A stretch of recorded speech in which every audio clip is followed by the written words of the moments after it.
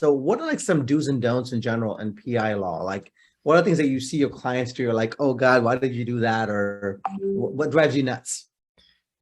Well,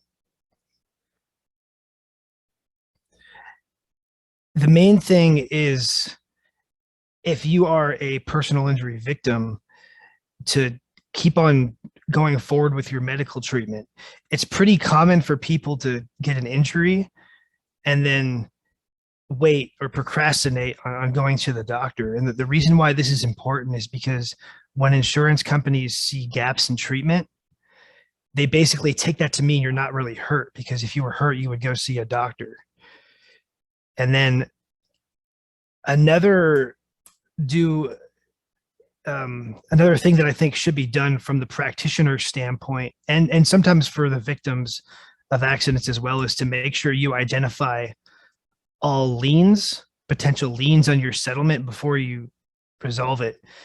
This can be hospital liens, health insurance company liens, Medicare and Medi-Cal, and there are so many others, because sometimes if you don't identify and pay the lien when the case is settled, whoever has the lien has a right to come after you for payment. And there are severe penalties if you don't pay the lien, especially for Medicare. Oh, wow. I didn't know that. So, one of the, I know, I had a friend of mine recently got rear-ended, and he's like, well, I don't need a lawyer, insurance took care of everything. Like, what do you say to people like that? They're like, oh, they think it's something shady, or they somehow feel hesitant getting a lawyer involved, especially when you said the liability is clear. Like, what's in the gap in that? Like, what's in your experience? What are people not understanding?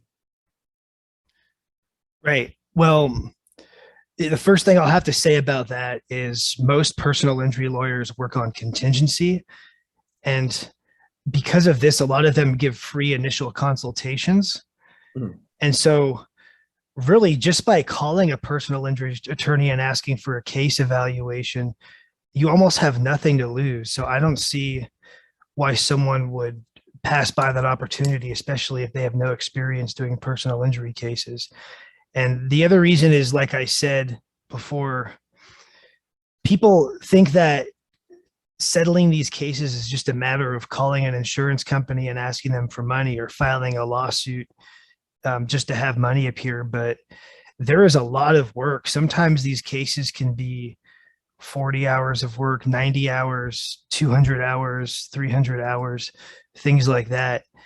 And so I feel like by hiring a personal injury attorney, this becomes more like passive income, and it's not something where you have to spend a lot of time and effort working on.